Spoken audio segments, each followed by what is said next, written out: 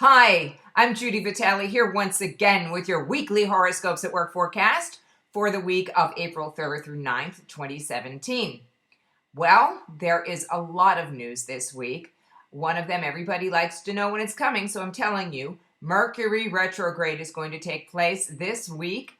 It begins next Sunday, April the 9th, and it will go all the way until May the 4th or 5th. So it's sort of in between there, depending on where you are in the world. Anyway, this time period, the Mercury retrograde means that we need to take extra care when we deal with things that Mercury has to deal with, like travel, like speaking, like communicating, anything that has to do with taking an idea and putting it into a form where it can be passed from one thing to another, one person to another, one place to another. This includes electronics, all kinds of glitches. And in travel, you want to make sure that if you're going by car, that your car is in perfect shape. If you're going by plane or bus or train, you want to make sure that you leave enough time for there to be a delay in your itinerary, just in case. With luck, most things will go well. But with Mercury retrograde, we always have to be prepared for the fact that sometimes things may not go exactly the way we want them to. In addition to this, we will have Saturn in retrograde, and that's going to begin on Thursday the 6th and go all the way till August 26th. And this is normal, happens every year. We have several months where Saturn just goes back and reworks an area of the zodiac. So those of you who have things in Sagittarius and Gemini in particular, but also Pisces and Virgo, from 21 degrees to 27 degrees, you're going to notice this. Some things that you might have thought you already got over, some difficulties, some solidification, some structure that you need to put in your life, you will get another opportunity to work with it. Try to look at it that way, okay? Saturn transits are not always the end of everything. They often can mean that we put something together and create a new form in our life. So I would like you to think about it that way as best as you can anyhow. And we have some other interesting things happening throughout the week as well. On Friday, we have the sun in an opposition to Jupiter. That always puts us in a nice, sunny, good mood. So let's shoot for that, okay? I'm going to go through this day by day now. So hang in there and prepare for Mercury retrograde. Get your car checked out. Make sure that you have any contracts signed before that time. And, the whole rest of April now is going to be Mercury retrograde time, but you'll be okay. So here we go. We start off on Monday. I'm sorry, I'm on the wrong page in my little book. This isn't going to work. Monday, April 3rd, Moon in Cancer. That's good. It's a good way to start out the week, actually, because we will be wanting to nurture ourselves and nurture others and to have other people take care of us as well. The moon is going to be fairly active, so there's a lot of chance for imagination with Neptune, action with Mars, and of course power with Pluto. Late at night, you may start to think about how nurturing yourself makes you feel more powerful because you're going to have more energy and more satisfaction. You're not going to be trying to find ways to sort of soothe yourself. You'll just be ready to go out and do what you need to. Tuesday, that Cancer moon continues.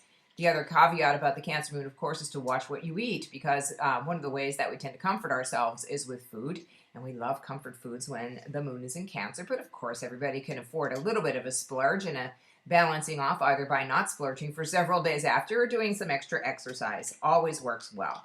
Moon will be void, of course, from 4:45 to 6:13 p.m. on Tuesday evening on the East Coast. And what that means, when we have a void, of course, moon, we have a time period when we want to avoid making purchases because we can just expect that things aren't going to go the way that we plan. So if you buy something, you might find that the price goes down a lot in the next few days, or you find it at another vendor for much cheaper, things of that nature. The moon will go into Leo on Tuesday night, and by Wednesday, everybody will be in that big, bright, bold Leo moon mood. And this is going to be fantastic. We're also going to have Mars trine Pluto very late on Wednesday night. It's a good time to just put yourself forth and really extend yourself and go on an adventure. I'm going on an adventure on Wednesday, and I cannot wait. Going out to Sedona again. So if you're out there in Sedona and you want to see me, get in touch, okay? Now, on Thursday, the Leo moon will continue, and we will have the Saturn retrograde. It's likely that you're going to notice something just sort of stopping, because it's a pretty major thing when Saturn goes retrograde. And you'll probably also notice it in the world news. A story that maybe has been brewing and brewing and brewing may go back and, work its way over again. Lord knows if there aren't any real stories, they'll make some up. So they'll have plenty of things to talk about over that time period. So that's a pretty momentous occasion there on Thursday. We'll have the moon in Leo, and it'll be void, of course, as of 8:16 p.m. on the East Coast. And at that point in time, just kick back, relax, and allow some ideas to flow through your head, but don't necessarily act on them quite yet. The moon moves into Virgo at a little bit after midnight on Friday the 7th. And when that occurs, you can expect to all of a sudden be able to put all those ideas that have been incubating in your mind to good use. You will want to clear, you will want to organize, clean out drawers, get to the bottom of your inbox, both electronic and otherwise, and just generally enjoy the feeling of mastering small tasks. Very, very good for the Virgo moon. Cleaning of any kind. Absolutely. Same goes for Saturday. Clean out your mind, clean out your space, clean out your heart. And, just be really making those preparations for Mercury retrograde, especially by Saturday. You should be doing all of that. You're going to have Venus in a square to Saturn also on Saturday, and the Sun square Pluto. So there's going to be sort of a restriction of feeling and more of an assertion of domination. So you want to be careful about that also on Saturday. And then when Sunday comes, we have the moon void, of course, very early Sunday morning between 4:21 and 8:34 a.m. And then the moon will go into Libra. And this will give us some nice, quiet energy, equanimity, I like to call it. Just the thing like, well, if something happens, it doesn't mean the end of the world. It just means that I'll have to make an adjustment. And that's really what balance is about. If you do anything like yoga or Tai Chi, you know that when you stand perfectly still, your body is still in motion. And the same thing goes with Mercury retrograde and everything else. When you have a challenge, it means that you have to adapt to it. Just institute new practices when you leave the house. Say, where did I put my keys? Are they with me? Is my phone with me? That's the question. My phone, my wallet, and my keys. I ask every time when I leave the house during Mercury retrograde, more than ever. So it's a really important thing to do. And this is going to affect you, especially if you have things in early Taurus or very late Aries, because that's what Mercury is going to start off here at about 4 degrees of Taurus and go back, and when it goes direct, it'll be at 24 degrees of Aries. So if you don't know exactly what that means, you can check with me and you can find out what that means, all right? So the rest of Sunday should be rather peaceful. Just allow the Mercury retrograde period to come and do some things that are good to do during this period. Writing, awesome time for writing, because the thoughts that we have can be reflected back into our own minds, so we can find out a best way to translate them and transport them into someone else's mind. So that's really great. I think that's a really good thing to do, is to write and to rework something. If you've had like a tremendous brainstorm and you tried to float the idea and it didn't work, maybe it needs to be reworked a bit. And so that's a really good word, prefix for Mercury actually is everything.